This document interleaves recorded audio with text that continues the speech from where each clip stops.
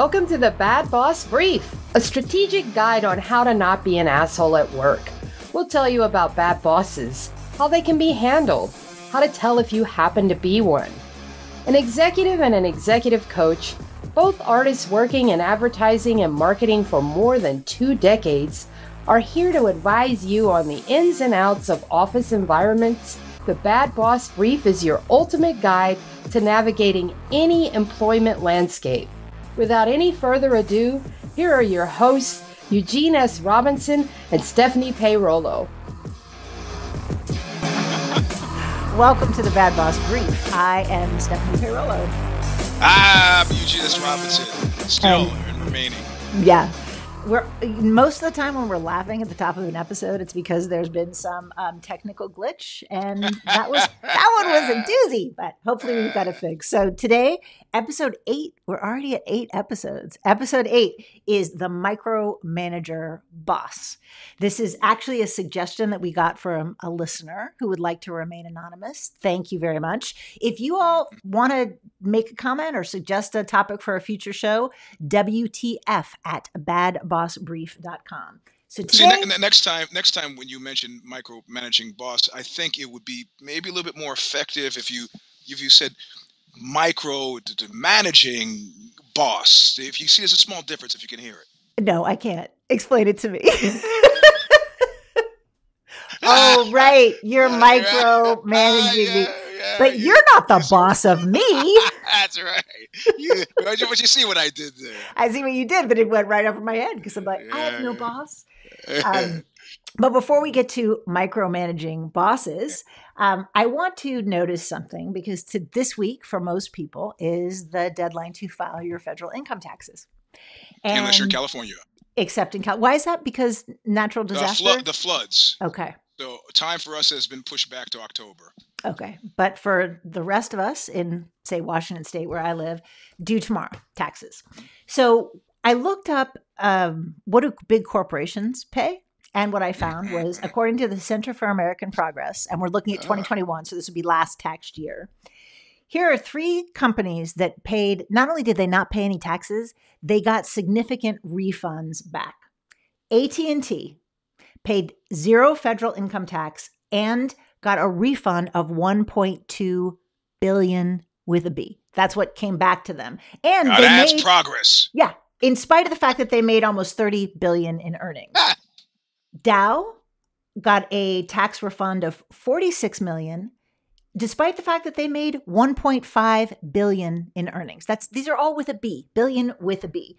So to give you a sense of the scale, right? So we all pay income tax depending on our bracket, which is the percentage of, taxes that are due based on our income. The highest tax bracket is 37%. Just to give you the high average would say it's 35%. That's a single person making $250,000 for last year would be paying 35%. At the other end of the range is somebody who makes $10,000 or less in an entire calendar year, right? So that's for most people not working a lot. $10,000 or less pays 10% of their income in federal taxes, right? Which is actually more than Amazon pays. Amazon's effective federal income tax rate was 6.1%. So they made $35.1 billion in the United States, just the United States, and they only paid 6.1% taxes. Exxon paid 2.8%. Now, I remember what gas cost in 2021. That's probably why Exxon made $9.3 billion, but only paid 2.8% of taxes. Well, look. I don't know what you're talking about here. Look, these corporations, these good people, because corporations are now people, they have done so much. They have done so much for the rest of us. Why begrudge them a few $1 billion here or there? Well, and if we're going to treat them like people, which to your point, the Supreme Court has said they are, and they get to have free speech and give money wherever they want to, then we should probably charge them some taxes. And I think the key point for this is that, there's a lot of noise. The Republicans are complaining about the debt ceiling. Yeah. people are complaining that there isn't the kind of funding they would like to see to whatever their pet project is. Well, a simple way would be to have big companies like Amazon pay at least as much as the retired guy who's a greeter at Walmart a couple days a month pays in his federal taxes. You know, in the old days in New York City, when you jumped the turnstile, they would scream at you from the booth, "Pay your fare."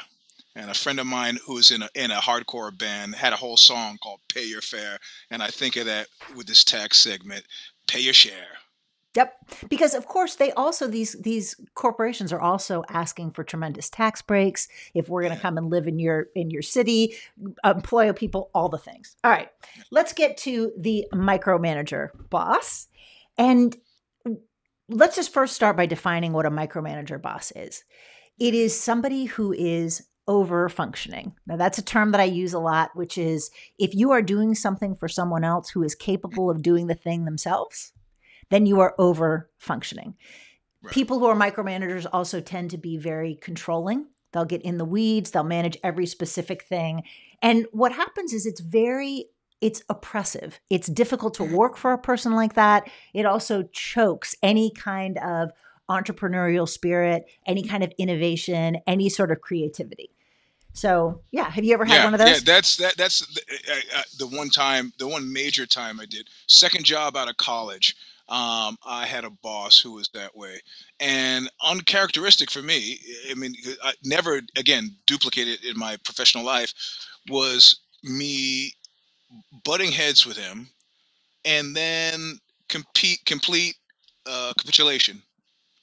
On It was whose just part? easy. You My part. capitulated? I just folded. It's like it's like the teenager who keeps screwing up mowing of the lawn, so he doesn't have to mow the lawn. It's like you have micromanaged me into non-performance. So got it. You do it.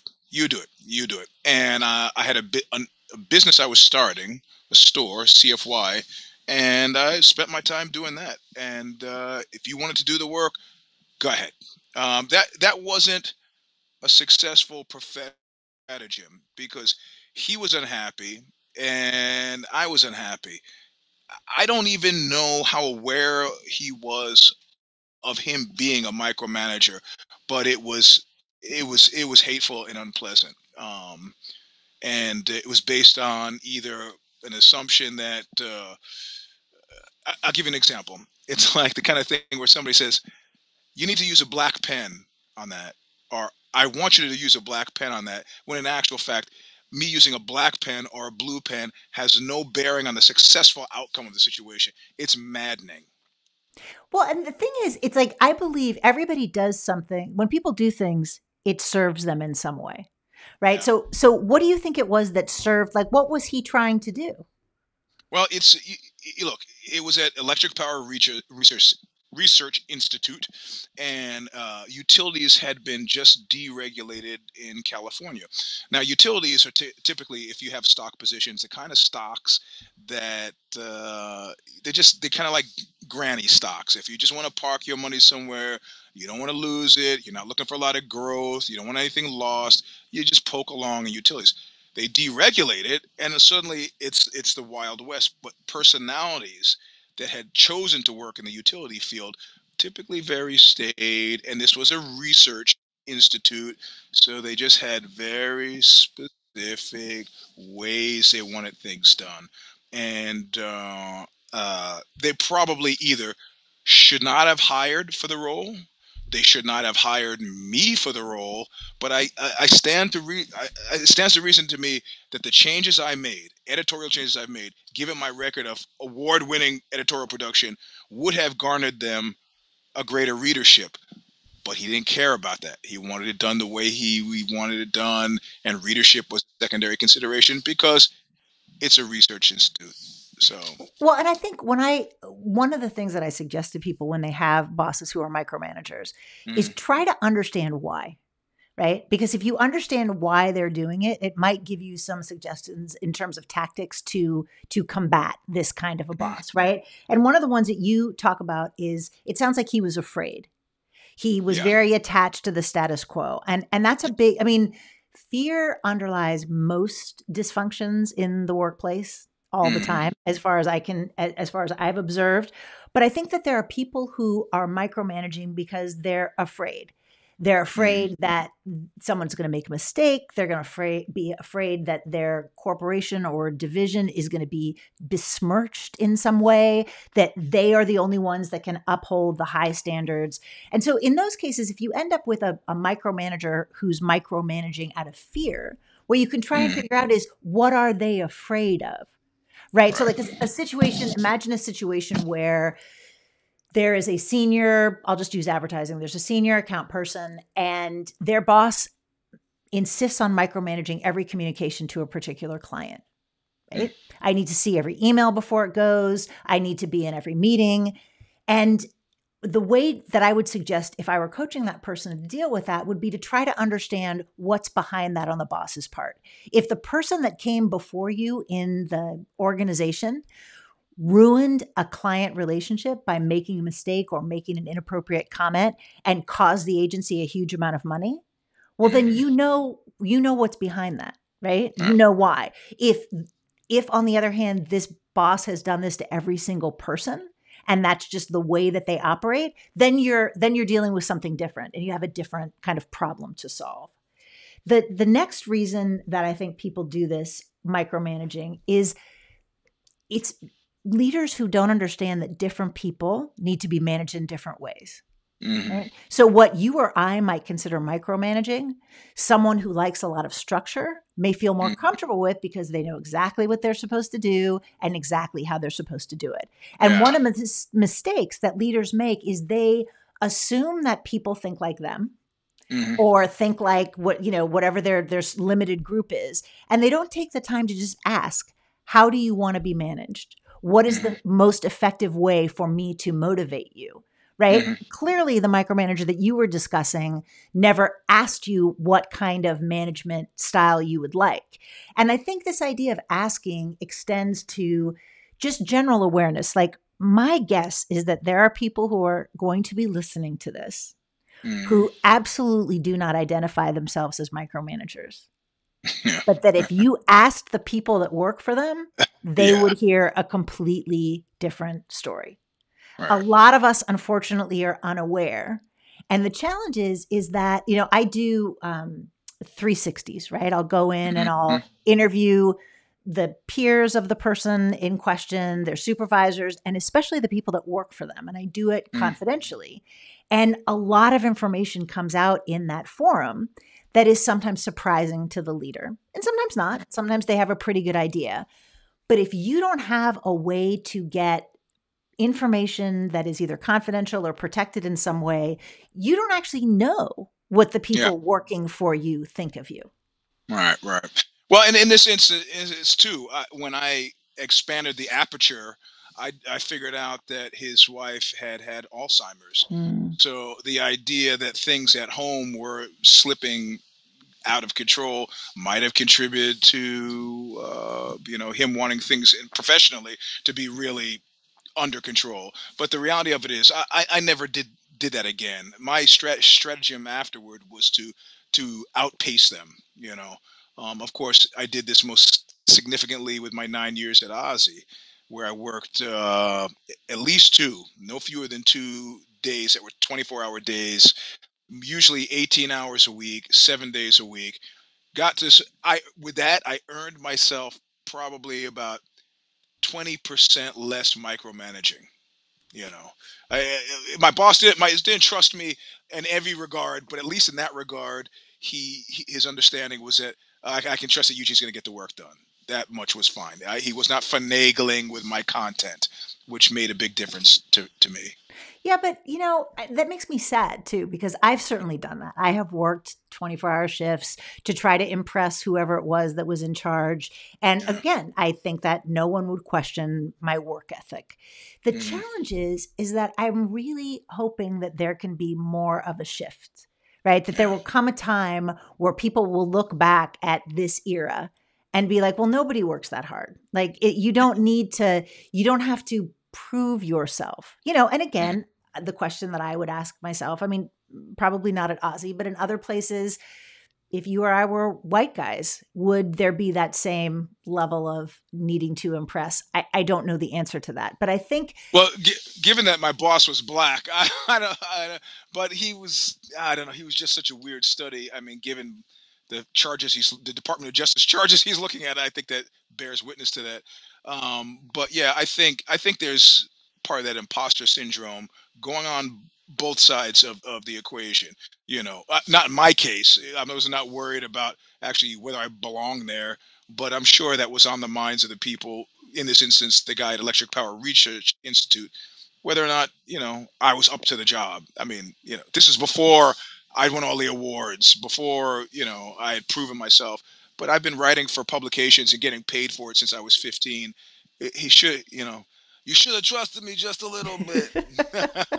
well, and I think that the challenge is, there's a lot of different reasons people will show up and be micromanaging. But the one that I think is most difficult to deal with is when they have unresolved issues from, Yeah. their family of origin growing up, something that happened. You mentioned the boss who had a wife with Alzheimer's. I mean, those circumstances are sad. Like I've certainly known a number of people who grew up in alcoholic homes or homes where there was some sort of domestic violence. And a lot of times those people can use control to make themselves feel calm, right? It's soothing to them to be in charge of everything. It Yeah. also can be reassuring if they are performing at a very high level, working the really long hours, working the, kind of like crazy things. And I mean, I think that was a lot of what was motivating me, right? Mhm. It's like, okay, you may be sexually harassing me. You may not think that I deserve to be here as a woman. You may be whatever, but I'll show you. I'll work 70 hours a week, every week as a single mom with 2 young kids. Yeah. And that's the thing that I think is disappointing, is that was the way that we both went to it. And, it's funny. I was thinking this weekend about cultural shifts, right? So my 4-year-old granddaughter, Ruby, was spending the night with us, and we decided to watch a G-rated movie. So it's G-rated. I figured this is fine. And it's called The Great Mouse Detective. And I don't know when it came out, but it was a while ago. And there's a mouse who's supposed to be like Sherlock Holmes. And so he's smoking this meerschaum pipe. And Ruby looks at the screen. She's like, what is that? What is he doing? And I realized she has never seen anyone smoke. Right. I mean, she watches like little kid TV, Sesame Street, Curious George, and she wanted me to explain it to her. Right. And she's looking at me as I'm explaining, basically, you put something in your face and you light it on fire. And she was very confused. She was like, well, does it hurt? And you could see her like trying to get her head around it. But what I realized is that I want Ruby's kids and grandkids to look with that same confusion and be like, wait, people work 12-hour days and then got laid off with no notice? I want there to be that kind of cultural shift. I don't know. Do you think there's any chance? I wonder about that. I mean, there's always this weird kind of professional machismo, but the boundaries of this shift. I mean, if you told me in 2023 that people would comfortably talk about taking psychedelics in the workplace, I'd have get out. But that's certainly what's happening. Of course, I don't think it's everybody who can talk comfortably about taking psychedelics at work. I think you have to have those letters C and E and O around your name, and then you can be as high as you want through your workday. For the rest of us, probably inadvisable. But at the same time, that's something I never saw coming. So there's strange things happen. Yeah, but Maybe. I always think of the microdosers as being this, these white guys, right? The like white tech bro folks that are able to do that, right? It's not you and me. We're not the Well, ones that have that and license. there's also, I mean, this is getting into the weeds, but they all are like meeting at like Burning Man, which is like not sort of advisable if you're over 40. That could be tough on you. So, like I say, I've known people who have lost businesses, came to it late in the game, brilliant minds, and not a single one of them was a woman or a person of color. So it's not serving them well either. Although I did think it was interesting. I know you saw the same article I did in the New York Times this weekend when they were talking about people getting caught for corporate malfeasance, these people that lied to investors. And they had a long list that, interestingly enough, had very few white guys on it. Oh, because white guys are innocent. But I noticed Sam Bankman-Fried was in there, but yeah, of course you could make. But the other ones, they were talking about the woman that had the the college fundings. They had the list. Carlos was on there, but it was just Carlos interesting. Watson from Aussie Media. Yes, he was in there, but it was just interesting because when you look at the proportion of investment and VC attention that goes to women of color, men of color, it's minuscule, right? It's tiny. Yeah. And the idea that in this article, it's so misrepresented. But anyway. Hey, listen, we have to go back to The Godfather for that, where Michael Corleone at one point says through a jaw that's been wired shut, "We have friends at newspapers. They might like a story like that." Do you have a fire me for this week? Oh boy, I do. It brings me no joy, this one. If you read my Substack, it's on Bob Lee, the CEO, founder of Cash App. He was at Square, which I think is now called Block, and a few other companies. Had moved out of San Francisco to Miami, I guess, on the death of his mother, to spend some time with his father. Coincident to this, he's separated from his wife. His kids are here in San Francisco. Maybe he was back visiting his kids. And at 2:35 last Thursday, or Thursday before last, he was stabbed to death 3 times, 2 in the chest and then 1 in the heart. And instantaneous. I was tuned into this story because he stumbles up to a door and it's caught on video. And I recognize the building. It's a super expensive high rise. And a friend of mine, turns out, had lived there.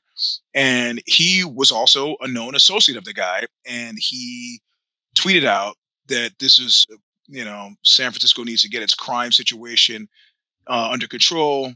And no sooner had that been put out there than Elon Musk had retweeted back on his old stalking horse of, San Francisco liberals have destroyed the city, blah, blah, blah. And within 72 hours, cops who simply showed up and said, "Give me your cell phone," went through the cell phones, looked through text messages, discovered it was the founder and CEO of a company called some IT company. I can't even remember the name, who they had been hanging out all day. And apparently there's an argument about his sister, who maybe drugs were involved or not involved, or the guy didn't want him messing with the sister, didn't want him giving the sister, here's some edibles, whatever it was happening. He showed up at the guy's apartment. They went for a drive in his very expensive BMW. He's not homeless, got a car, a house, $500,000 apartment in Emeryville, Tony Emeryville. And he stabs him 3 times before driving off and leaving him there. Thus far, there's been no apology to the homeless of San Francisco. Musk has buried the story. We don't hear anybody talking about it. And so my argument is for CEOs that keep their mouths shut. We put Bob Iger on a Fire Me portion of an older show, but recently reading about Bob Iger and how he's run circles around DeSantis in Miami with Disney's, muscular weight and power, fighting these anti-Disney initiatives that DeSantis thinks he's dealing with people who've never been to the rodeo before. Iger has proven himself to be like a great kind of champion, unexpected champion, and until pretty much a couple of months ago, his name had not entered my head for any reason. Silence, effective, silent, this clown school of CEOing, it really leaves something to be desired. And I would like people in a position to do so. You don't have to have us hear from you all the time. So no, and I mean, that would be lovely. And I do think some of those people are probably working out whatever their issues were with, right, whatever they're sorting through.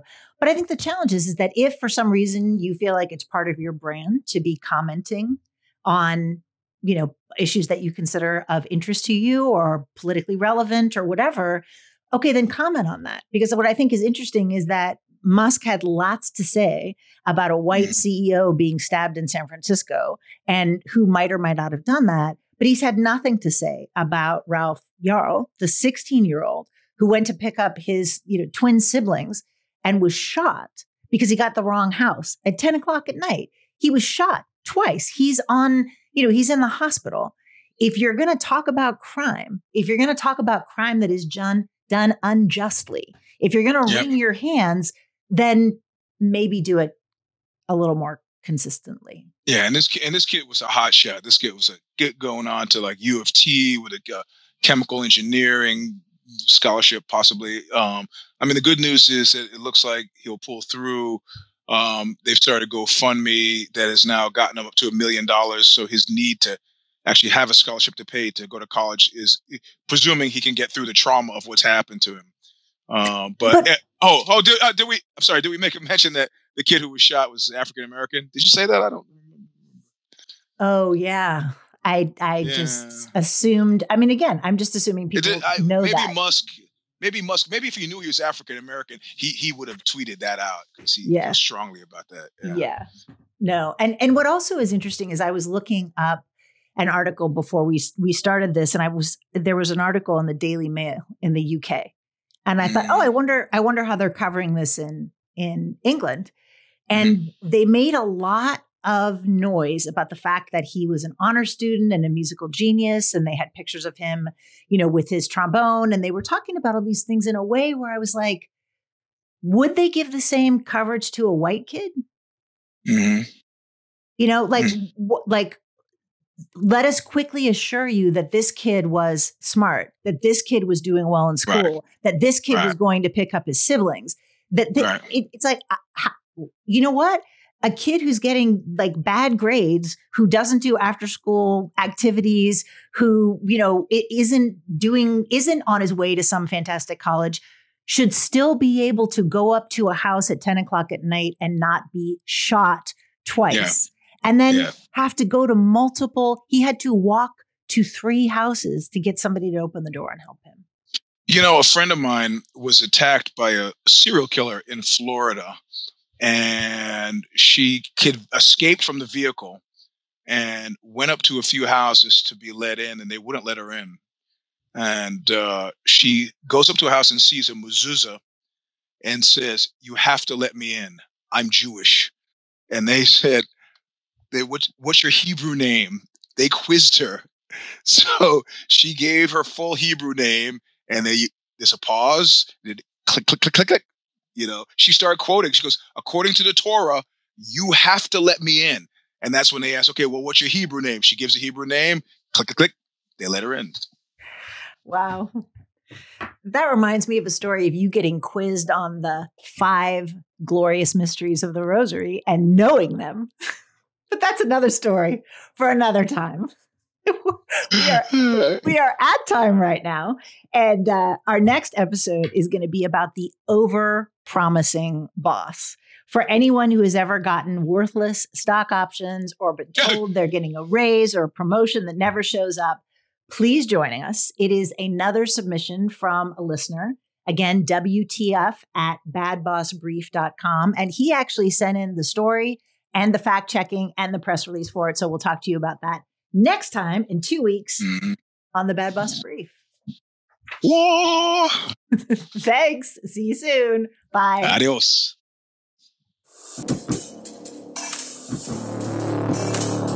Thank you for listening to the Bad Boss Brief with your hosts Eugene S. Robinson and Stephanie Peirolo. You can check out more of their work by visiting consigliera.substack.com for Stephanie and eugenesrobinson.substack.com for Eugene. You can also find Eugene at Mr. Sleep 3, that's the number 3, on Instagram. Send us your questions or comments to WTF@badbossbrief.com, and be sure to join us right here on your favorite podcast platform for more insights every other week. Until next time, don't be an asshole at work.